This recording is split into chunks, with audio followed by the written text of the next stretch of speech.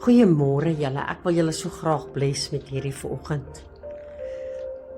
Oor die vrug van die Gees, wat die Here vanoggend vir my uitgewys het hier. Dat hy vir my wys, blydskap is die enigste een, wat nie 'n maatjie het nie. Wanneer ons waaragtig die vrug van die Gees, wat liefde is, wil uitleef, dan kan ons dit net doen as ons blydskap in ons ronddra, met dankbaarheid daarbey.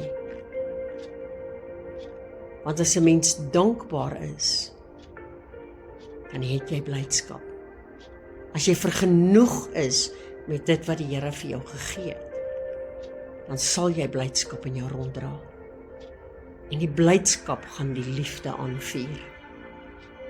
En uit daai liefde gaan ons die vrede ervaar wat Jesus Christus vir ons beloof het. Daardie vrede wat alle verstand te bowe gaan. En dan so sal ons met lankmoedigheid met mekaar kan saamleef. En vriendelik wees teenoor elkeen wat ons pad langs stap.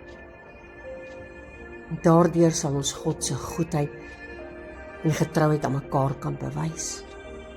Met sagmoedigheid en selfbeheersing. Die liefde van Jesus uitleef teenoor alles en almal. En dit is hoekom dit so belangrik is. As die liefde die kor is van ons lewe,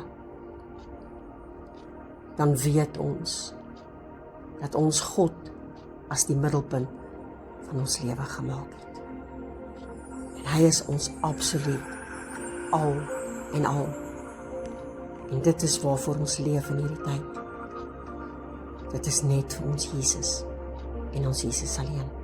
So ek hoop julle is geseën daardeur en mag julle 'n baie, baie geseënde Jesus, Godvrugtige, Heilige Gees vrug dag beleef en ervaar.